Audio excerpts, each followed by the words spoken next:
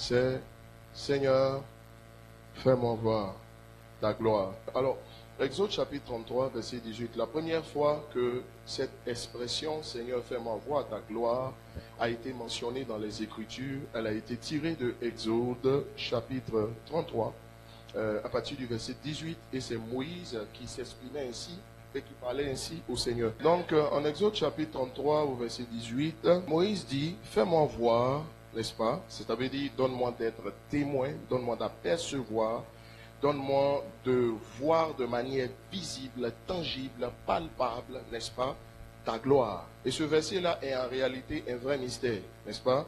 Voilà, il est un vrai mystère parce que Moïse dit, il veut voir la gloire de Dieu. Dieu lui dit, je fais passer ma bonté. L'anglais utilise le mot goodness, n'est-ce pas? Il dit, je fais passer ma bonté, je fais passer mes merveilles, je fais passer ma perfection. Et regardez ce qu'il va dire. Il dit, je ferai passer devant toi toute ma bonté et je proclamerai devant toi le nom de l'Éternel. C'est Dieu lui-même qui parle. C'est quand même assez étrange. N'est-ce pas? Dieu lui-même dit, je proclamerai le nom de l'Éternel. Et le mot éternel, c'est le nom je suis. N'est-ce pas? Voilà. Il dit, je me manifesterai dans la dimension de je suis. Et il dit ceci, je fais grâce à qui je fais grâce, et miséricorde à qui je fais miséricorde. En réalité, ça se comprend parce que à l'époque, nul ne pouvait voir Dieu et vivre. Pourquoi? Parce que nous n'étions pas encore devenus une nouvelle création. Et comme nous n'étions pas encore devenus une nouvelle création, nous n'avons pas revêtu la nature de la sainteté. Pour remarquer aussi que lorsque Ésaïe a vu le Seigneur en chapitre 6, il va dire, je suis impur. Donc la première réaction, à cause de la nature de sainteté qu'on n'avait pas encore acquise, on ne pouvait pas voir Dieu et vivre. Et moi, je rends grâce à Dieu. Donc, dans la demande de Moïse, Dieu était obligé de faire une dérogation spéciale pour que Moïse puisse le voir. En fait, il est en train de dire à Moïse, je te fais une faveur. Le temps n'est pas encore venu pour que l'homme me voie et vive. Mais je te fais une faveur. Mais cette faveur, je ne te la ferai pas totalement parce que je ne me révélerai pas en entier. Je ne te montrerai que mon dos. Tu ne me verras pas de face, mais tu me verras de dos. Donc c'était une dérogation, mais le voile est déchiré. Nous avons un libre accès à la présence de Dieu. Vous comprenez, quelle que soit la qualité de Moïse, Moïse n'était pas une nouvelle création. Même Jean-Baptiste est plus grand que la transition entre l'ancienne alliance et la nouvelle alliance. Même Jean-Baptiste, il est plus proche de la grâce. Souvent, quand vous lisez la Bible, vous avez l'impression que certains sont nostalgiques du temps de Moïse, du temps d'Élie, du temps d'Élisée. Mais vous savez quoi? Eux, ils auraient tout donné pour devenir ce que toi et moi, nous sommes. Parce que nous sommes une nouvelle création. Ils sont l'ancienne création. Dieu a fait avec eux des choses extraordinaires, mais ils ne demeurent pas moins de l'ancienne création. C'est pour ça que la Bible va dire que de tous ceux qui sont nés de femmes, il n'y a personne qui soit plus grand que Jean-Baptiste. La transition, le trait d'union entre l'ancienne et la nouvelle alliance, mais le plus petit dans le royaume. Le plus petit dans le royaume des cieux, c'est toi et moi, est plus grand que Jean-Baptiste. Souvent, certains s'offusquent quand on dise, par exemple, que Dieu te glorifie. Frère, Dieu glorifie l'homme. La Bible dit Salomon, dans toute sa gloire, n'a pas été vêtu comme le lit des champs. Pourquoi est-ce que les gens font souvent obstruction à ce passage? Ils disent que, bien sûr, il est écrit en Ésaïe chapitre 42 que Dieu ne partage sa gloire avec personne. Mais ça ne veut pas dire que Dieu ne glorifie pas une personne. On dit Salomon, dans toute sa gloire, n'a pas été vêtu comme le lit des champs. Et si vous lisez dans le livre de Job, Job va dire, ma gloire m'a été retirée. Ça veut dire qu'il avait de la gloire. Et il précise que cette gloire vient de Dieu. En réalité, ce que Dieu veut dire dans ce passage, c'est que nul ne doit s'accorder la paternité des actions et des miracles qui se produisent dans sa vie. Le seul auteur, on dit, il est l'auteur et le consommateur de notre foi. Donc non seulement la foi par laquelle tu obtiens, elle te vient de Dieu, mais c'est Dieu également qui exécute les choses. Il était en train de dire qu'il ne faut pas attribuer à un homme le mérite de ce que Dieu fait dans ta vie. Il ne faut pas attribuer à un homme le mérite de ce que tu deviens, n'est-ce pas? Et surtout pas à une idole. Jésus a dit au Seigneur, il dit ceci, il dit je t'ai glorifié, maintenant toi glorifie-moi. Si Jésus a pu dire glorifie-moi, ça veut dire que toi et moi aussi on peut dire Seigneur glorifie-moi. Pourquoi? Parce que nous sommes chrétiens, petit Christ, nous sommes de la nature de Christ, nous sommes comme Christ, que Dieu te glorifie. Moïse dit, fais-moi voir ta gloire. Alors le Seigneur va répondre au verset 20, l'Éternel dit, tu ne pourras pas voir ma face, car l'homme ne peut me voir et vivre. L'Éternel dit, voici un lieu près de moi, tu te tiendras sur le rocher. Quand ma gloire passera, ainsi de suite, ainsi de suite. Ça veut dire aussi que la gloire de Dieu est en mouvement. La gloire de Dieu peut être statique, mais la gloire de Dieu est en mouvement. La gloire de Dieu n'est pas localisée dans un endroit, mais la gloire de Dieu, partout où il y a quelqu'un qui a soif de Dieu, la personne transporte la gloire de Dieu. On pouvait dire au temps de Moïse, le Seigneur lui dit, ôte tes sandales car le lieu sur lequel tu te trouves est saint. Il n'y a aucun lieu qui est saint. La sainteté de Dieu, c'est toi et moi. Ça veut dire que partout où toi tu es, dès l'instant où toi tu es dans un endroit, l'endroit devient saint parce que tu es saint. Cette sainteté, elle n'est pas liée à ce que tu fais ou tu ne fais pas, elle est liée à ta nature. Et Moïse donc dit au Seigneur, je veux voir ta gloire.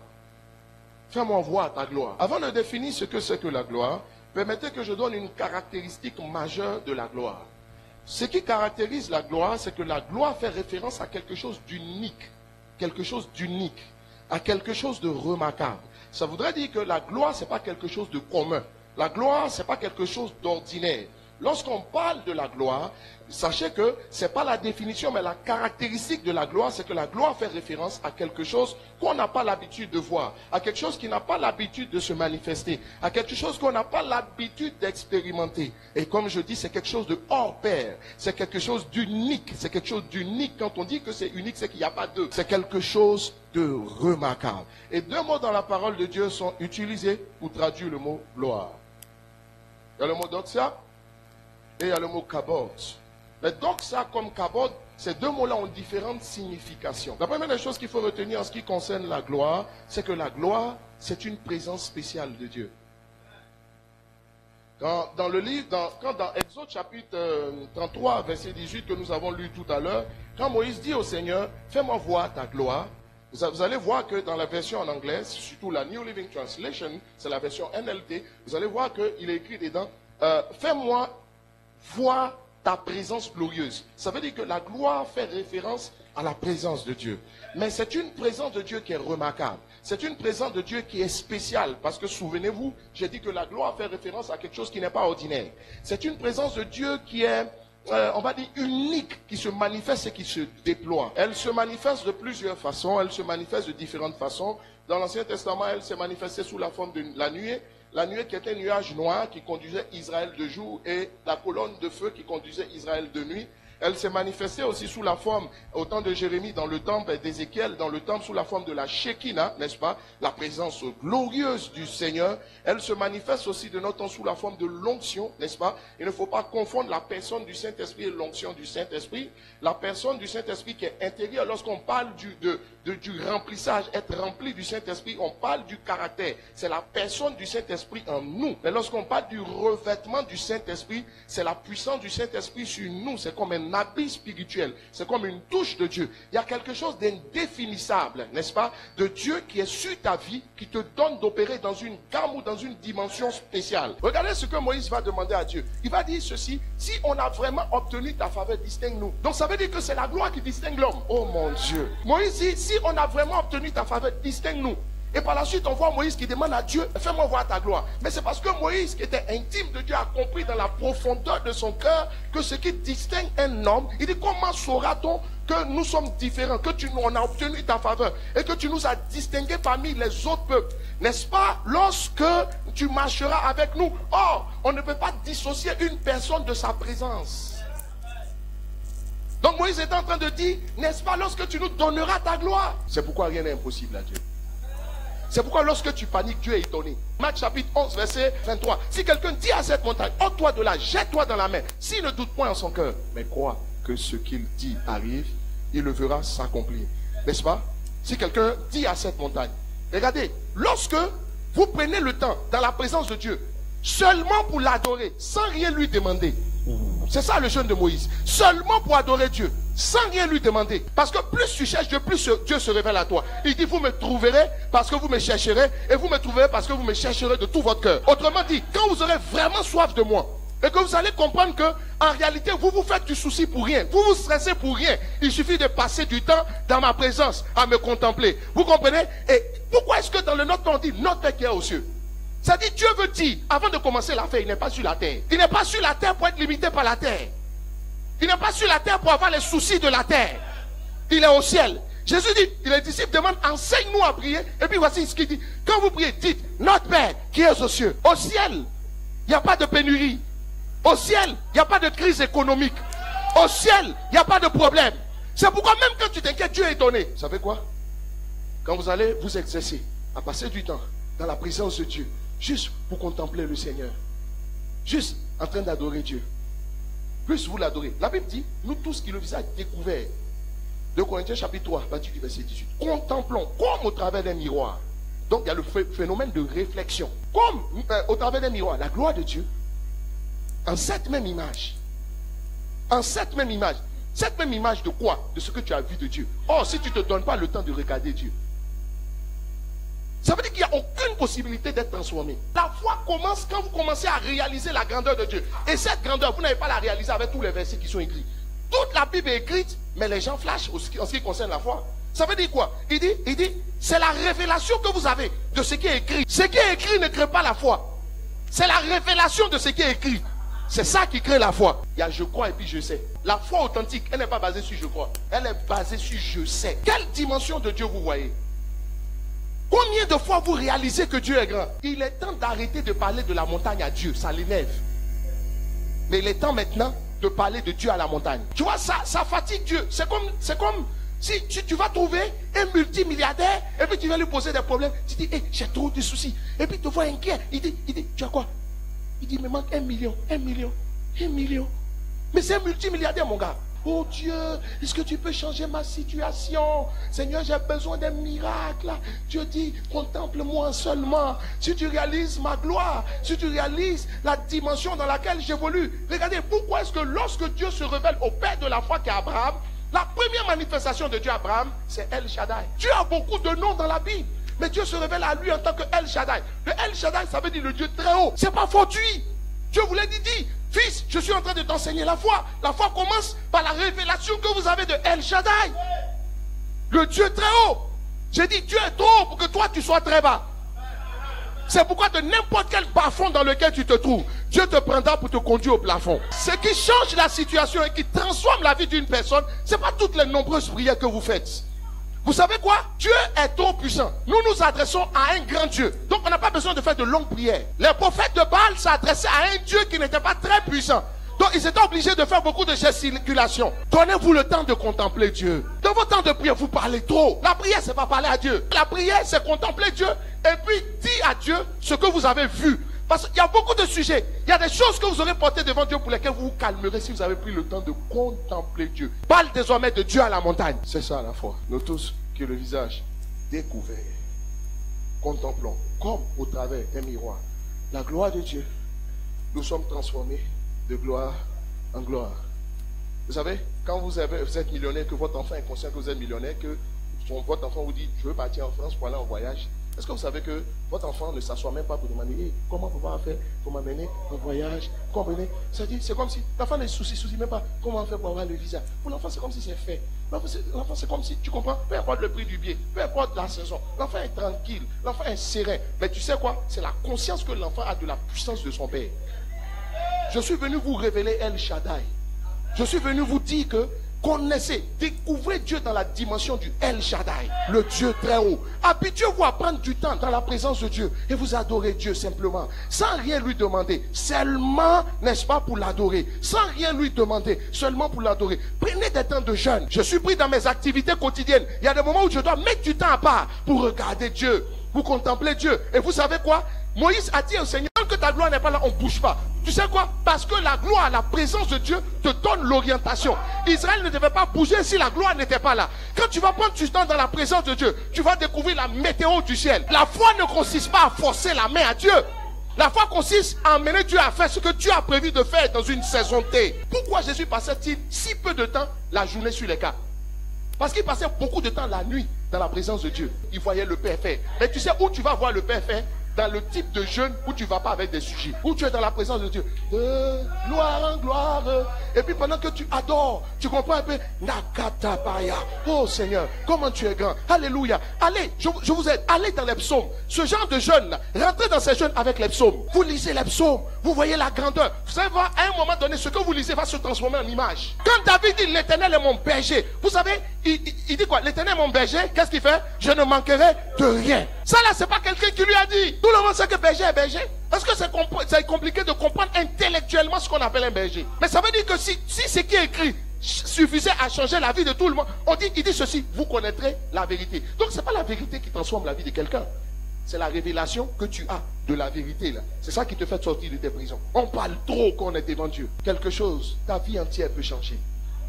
Laissez-moi vous dire, Moïse avait compris aussi une chose, c'est que c'est la présence de Dieu qui donne la victoire. C'est la gloire qui donne la victoire. Cette gloire, si elle n'est pas là, ne bouge pas.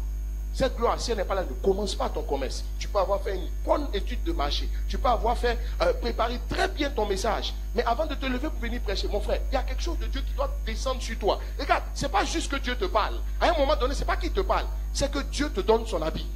Parce que regarde, quand une femme veut aller, et nous sommes l'épouse de Christ, quand une femme veut aller à une manifestation, nous on est des hommes, tu prends ton costume, tu cours. Mais les femmes, souvent tu vas la voir, elle va rentrer dans sa garde-robe, elle va prendre un habit, quand elle finit, elle enlève, elle dépose. Elle reprend un autre habit, elle enlève, elle dépose. Tu es en train de lui, mais tu cherches quoi? Elle cherche l'habit qu'il faut pour le jour. Ça veut dire qu'avant de bouger, avant de faire quoi que ce soit, il y a un habit qui est adapté à la circonstance. Autant la femme finit par discerner. Après plusieurs essais, l'habit qui est adapté reste dans la présence de Dieu. Dieu va déposer quelque chose sur ta vie. Et la Bible appelle souvent cela la main de Dieu. Tout ça, c'est la gloire. Et c'est la meilleure des préparations. Ne bouge pas sans cela. N'avance pas sans cela. C'est la gloire qui permet d'obtenir les résultats qu'il faut. Dieu dit à Moïse, va avec le peuple. Dieu dit à Moïse, je serai avec vous. Moïse dit, no bouging. C'est Dieu lui-même qui lui a parlé. Il dit non. Même si c'est toi, on ne bouge pas. Quand tu seras prêt, il faut nous dire. Comme peut-être pour l'instant tu es occupé, tu veux nous faire partir avec des anges. On n'a pas affaire aux anges. Je n'ai pas affaire à un homme. J'ai affaire à toi-même, Dieu. Viens qu'on aille. Bouge avec nous. Une des choses qui va déclencher cette gloire au-delà du fait de passer du temps dans la présence de Dieu, face à face, contemplation de Dieu, c'est reconnaître un manteau et l'honorer. Matthieu chapitre 10, verset 41.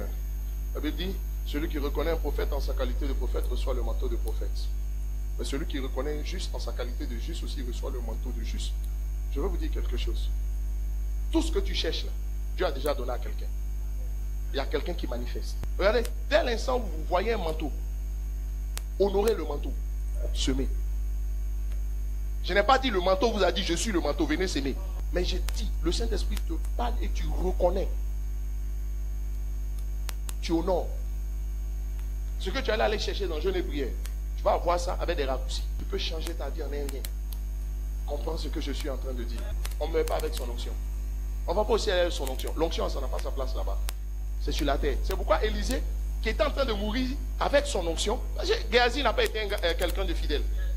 Il est mort avec son onction. On l'enterre avec son onction. L'onction n'est pas pour le ciel, c'est pour la terre. Et que Élisée n'a pas transmis la grâce, la gloire qui était sur sa vie à quelqu'un. Quand on a jeté la personne a pris ce que Géasi aurait dû prendre. Mais comme il n'a pas été fidèle, il n'a pas été un fils fidèle, Élisée est parti avec. Ce que je suis en train de dire, la façon dont tu vas honorer ton père, celui que Dieu t'a donné, la façon dont tu as béni sa vie, la façon dont tu ne vas pas te mettre quelque part pour le combattre, ou bien même pour parler de lui. Il y a une troisième dimension de la gloire au-delà de la présence de Dieu, de la magnificence qui est de la gloire de Dieu qui est manifestée, celle-là, cette fois-ci, dans le Nouveau Testament. En Jean chapitre 11, la Bible va nous dire quelque chose s'est passé dans une ville qu'on appelle Béthanie. À Béthanie, Lazare était mort. Marthe dit à Jésus, si tu avais été là, Lazare ne serait pas mort. Jésus va dire à Marthe, ne t'ai-je pas dit que si tu crois, tu verras la gloire de Dieu? Ça voudrait dire quoi? La gloire de Dieu aussi, dans ce cas-là, c'est un cri de cœur. Fais-moi voir ta gloire. C'est un cri de cœur qui vient de la bouche d'une personne qui se rend compte que son cas est urgent et puis compromis. Il faut une intervention spéciale. Caractéristique principale de la gloire, quelque chose qui est unique. Il faut une intervention spéciale du Seigneur pour résoudre, parce que le cas est particulier. Le cas n'est pas comme les autres. Vous savez, souvent, il y a des problèmes. Il y a des problèmes, puis il y a des problèmes. Il y a des problèmes où tu sens que si Dieu lui-même n'est pas rentré là-dedans, ça ne peut pas se décanter. Et c'était dans un cas comme ça. Le monsieur est mort, il est pourri. 4 jours, il est déjà pourri. La décomposition avait commencé. Mais moi, je bénis Dieu. Parce que quand la gloire de Dieu descend, tous les asticots qui avaient mangé le corps de Lazare, chacun d'eux a vomi la partie du corps de Lazare qu'il a mangé. Et toutes les parties se sont reconstituées pour que le miracle se produise. Je suis venu dire à quelqu'un, il n'est pas trop tard. Il n'est jamais trop tard. Tu peux avoir l'impression que Dieu est venu tard, mais il ne vient jamais en retard. Mais vous ne vous souvenez pas autant d'Ézéchiel. La Bible dit quand Ézéchiel a prophétisé, tous les eaux sont quittées. Mais mon frère, le temps est passé. Les gens sont morts. Le carpien, le métacarpien, le tarsien, le métatarsien de quelqu'un qui est à gauche, à droite là-bas, tu vois, tout était éparpillé. Mais à la parole, ça dit, tu te demandes, mais les autres sont dit, hé, séparons-nous. On est restés trop longtemps ensemble. La psycho qui a mangé, il a vomi la partie de ce qu'il a mangé qui correspondait au corps de Lazare. Et puis maintenant, les parties se constituent, se remettent ensemble. Dis à ton voisin, mon cas est urgent. On parle de faire, on voit ta gloire quand ton cas est urgent. Tu dis, Seigneur, s'il te plaît, fais quelque chose parce que mon cas est urgent. Si ton cas n'est pas urgent, tu n'es pas dans notre situation. Tu n'as pas besoin de voir la gloire. Parce que la gloire est une manifestation unique. La gloire est une intervention spéciale du Seigneur dans une situation compromise. Lazare était mort. Tant qu'il était un peu malade et que Jésus venait à temps, on pouvait le guérir. Mais Jésus n'est pas venu pour le guérir. Mais ce que les gens oublient, c'est que le Dieu qui guérit, il ressuscite aussi. Atmosphère d'avant-gloire. Ça veut dire que quelle atmosphère, quel climat tu dois créer pour que la gloire descende. Et Jésus va lui dire, si tu crois, tu verras ma gloire. Ça veut dire quoi? Ce qui déclenche la gloire, c'est-à-dire intervention surnaturelle de Dieu dans un cas urgent. Et Dieu aussi ayant affaire à quelqu'un qui reconnaît que son cas est urgent. Il y a des personnes, leur cas est urgent, mais ils font comme si leur cas n'était pas urgent. Tu es toi à l'aise. Quand tu pries, tu es à l'aise. Quand tu n'as pas de problème, quand viens, on va prier pour tous ceux qui sont malades. Tu dis, oh, bokota leanda, lebo shata katawe, nikatabos, indibala heshakawe kenelahas. Et puis, quand on voit ton visage, on voit ta démarche, on voit tout ce que tu fais, on sent que tu n'as pas de problème. Mais, quand ton papa est aux soins intensifs et que sa vie est menacée, on ne va pas te dire. C'est quelqu'un qu'on ne connaît pas, on dit. On ne va pas te dire. Ta main qui est dans ta poche va sortir de ta poche. Ta prière, ton visage qui est comme le mien, ça va changer. Et puis quand tu pries, tu pleures. Parce que ton cas est urgent. Dis à maman, Seigneur, s'il te plaît.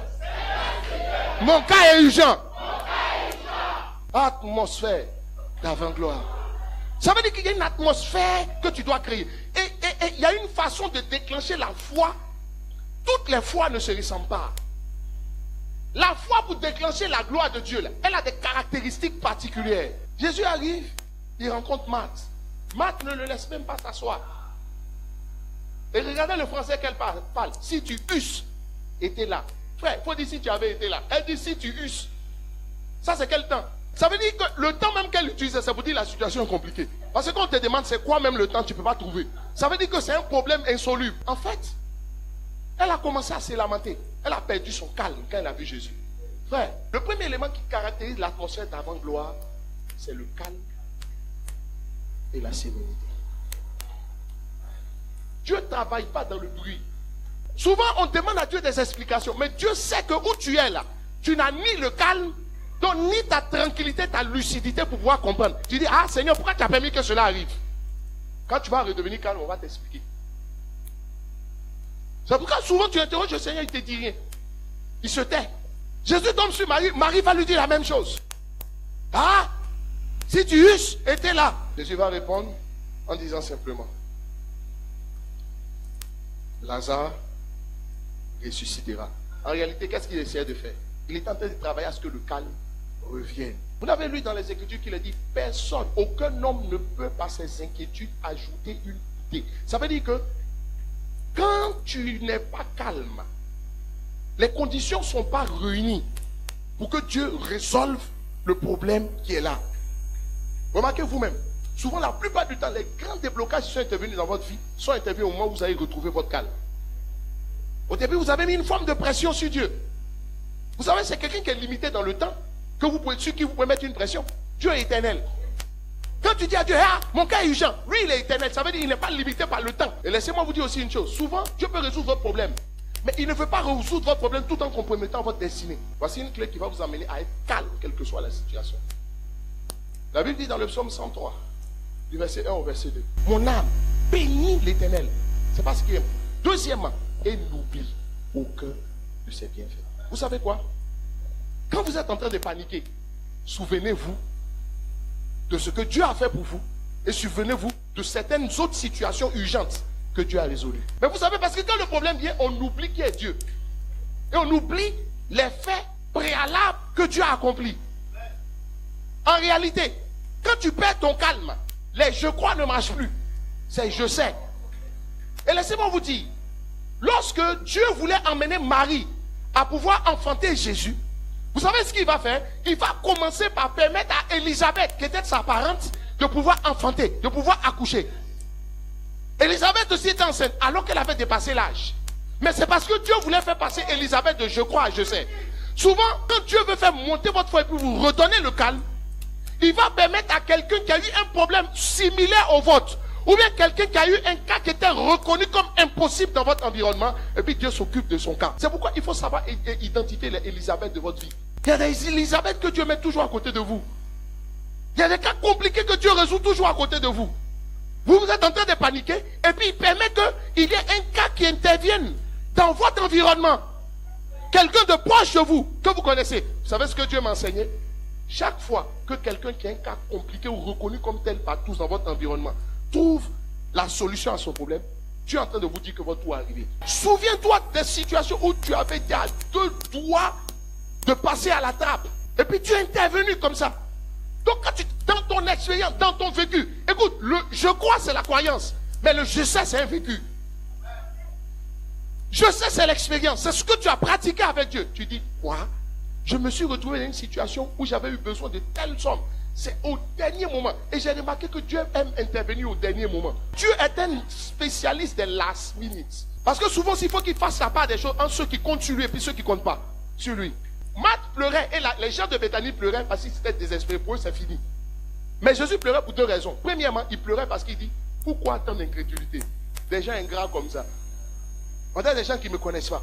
Vous n'avez jamais marché avec moi? Est-ce que vous savez que dans le même passage de Jean chapitre 11, Jésus venait de guérir l'aveugle né? Dans le même Jean chapitre 11, ça veut dire quoi? On dit, est-ce lui? Est-ce ses parents? Mais à l'époque, c'était quelque chose qui défiait la logique. Il est né, il n'a jamais vu. Jésus l'a guéri. Jésus dit, mais vous n'avez pas vu, vous les gens de Béthanie. Pourquoi vous êtes des gens, dès que vous avez des problèmes, vous devenez amnésiques? Vous oubliez tout ce que je suis capable de faire. Il y a une scène qui vient de s'accomplir dans votre région. Il n'y a même pas longtemps, vous avez oublié. Pour redevenir calme, souviens-toi de ce que Dieu a fait. Souviens-toi. En fait, quand il dit, n'oublie aucun de ses bienfaits, c'est parce qu'il sait que l'homme oublie vite. L'homme tourne vite la page. Or, vous savez quoi? Le souvenir des victoires passées annonce les victoires à venir. Et accélère la manifestation des victoires prévues à venir. Quand Jésus pleurait, il pleurait pour la séparation avec Lazare. C'est la perte émotionnelle d'un être. Mais en fait, il a beaucoup plus pleuré à cause des gens. De leur incrédulité. Parce que Jésus a pleuré dans la Bible à 2 occasions. Au cas de Lazare, et puis par la suite face à l'incrédulité des gens. Ça veut dire que chaque fois que Jésus voit l'incrédulité, il pleure. Or, l'incrédulité peut devenir foi. Dès l'instant où vous commencez à vous souvenir de ce que vous avez vécu. Regarde dans le passé. Tu as connu des galères galérisantes, historiquement remarquables, et géographiquement appuyées, internationalement certifiées. Mais tu t'en es sorti. Donc tu es un survivor, tu es un survivant. Attends, tu as oublié ça? Regarde tous les problèmes desquels tu es sorti. Regarde, la dernière fois, un accident a failli, tu as failli rentrer d'un accident. La manière dont tu es sorti de l'accident, tu veux qu'on te dise comment encore qu'il est puissant? Quelqu'un qui peut retirer un homme d'un tel accident, c'est loin, il ne peut pas te donner. N'oublie pas. S'il y a un verbe qui est beaucoup conjugué dans l'Ancien Testament, quand Israël sortait de l'Égypte pour rentrer à Canaan, c'est souviens-toi. Le mot Deutéronome, Deutéronomos, nomos en grec c'est la loi. Deutéro ça veut dire 2 fois. Ça veut dire Dieu rappelle les choses. Il dit souviens-toi, souviens-toi, souviens-toi, souviens-toi. Parce que si tu prends le temps de te souvenir, tu vas rester calme. Frère, vous êtes des survivants. J'aime le mot en anglais. You are a survivor. Tu t'en es sorti. Regarde, si tu t'en es sorti hier, pourquoi cette fois-ci tu as passé à la trappe? Je prophétise sur quelqu'un. Regarde, tu ne passeras pas à la trappe. Peu importe le problème que tu as. Comment cela fera-t-il? Le Saint-Esprit. Quand Jésus arrive au niveau de Marthe, Marthe n'a pas dit je crois qu'il ressuscitera. Il dit je sais qu'il ressuscitera. La foi authentique c'est je sais. Qu'est-ce que tu sais? Et ce que tu sais là, tu le sais dans ton expérience avec Dieu. Ce que tu sais, tu le sais par ton expérience de ce que tu as vu avec Élisabeth. C'est-à-dire quelqu'un que Dieu met à côté de toi. Écoute, quand tu veux être inspiré, ne va pas avec quelqu'un qui a inspiré. Élisabeth n'était pas périmée, elle était d'actualité. Dieu a permis qu'elle n'ait même pas encore accouché. C'est enceinte tu veux être, non, elle était enceinte. Quand tu veux être inspiré, ne va pas avec quelqu'un qui a expiré. Sinon lui va tuer même le peu de foi que tu as. Il y a des moments où tu te lèves et puis tu t'en vas voir. Tu as envie de paniquer. Mais tu t'en vas voir quelqu'un qui, comme toi, a commencé dans tes conditions. Et puis qui est en train de réaliser ce que toi tu vises. Écoutez, il y a toujours des Élisabeth que Dieu met à côté de vous. Et ma prière pour toi, c'est que Dieu te donne de discerner tes Élisabeth. Que tes yeux s'ouvrent et que tu discernes Élisabeth. C'est la clé de ta foi.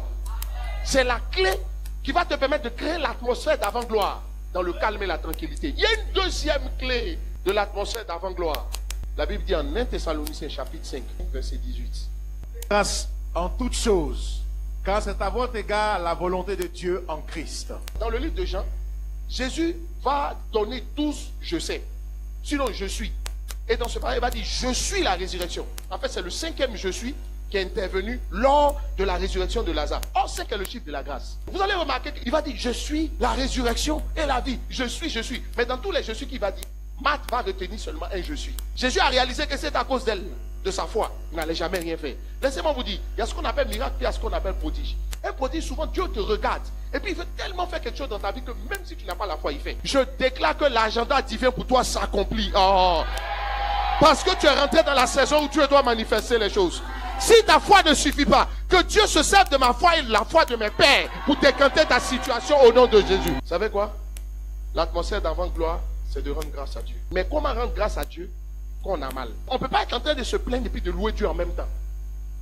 Ça veut dire que si tu veux louer Dieu, si tu veux rendre grâce à Dieu, il faut que tu ne sois pas en train de te plaindre. Ou encore, si tu ne veux pas te plaindre, il faut être en train de louer Dieu. Beaucoup n'ont pas compris que sourire, c'est louer Dieu. Beaucoup n'ont pas compris que rire, c'est louer Dieu. Regardez les enfants. Et j'ai appris cette leçon avec ma fille. Tous les dimanches, on va à l'église ensemble. Je me demandais, mais pourquoi Jésus dit qu'il faut qu'on ait des cœurs comme les enfants? Mais vous savez, les enfants aiment se moquer les uns des autres. Mais ce n'est pas qu'ils aiment se moquer. En fait, ils aiment rire. Donc, ils ne ratent pas une occasion de rire. Et c'est leur façon de louer Dieu. Et parce qu'ils louent Dieu comme ça, Dieu se sert de toi qui es leur parent pour leur donner ce qu'ils veulent. On dit les oiseaux du ciel ne sèment ni ne moissonnent. Tous les matins, les oiseaux louent le Seigneur. Mais je te pose une question. L'oiseau qui est en train de gazouiller dans les arbres, est-ce qu'il sait que c'est le dernier jour de sa vie? Peut-être un enfant va le taper à lance-pierre. S'il savait que l'enfant allait le taper à lance-pierre, je suis convaincu que quand il allait se lever ce jour, il allait être triste, il allait penser à ses preuves. Mais il ne se préoccupe pas. Est-ce que la journée va être belle? Est-ce que ça ne va pas être beau? Est-ce que de bonnes nouvelles vont venir? Est-ce que ça ne va pas être beau? Il s'est dit, à chaque jour, à chaque instant, suffit sa peine. Si les miracles sont devenus rares dans nos vies, et puis dans l'église, c'est parce que ce principe-là manque.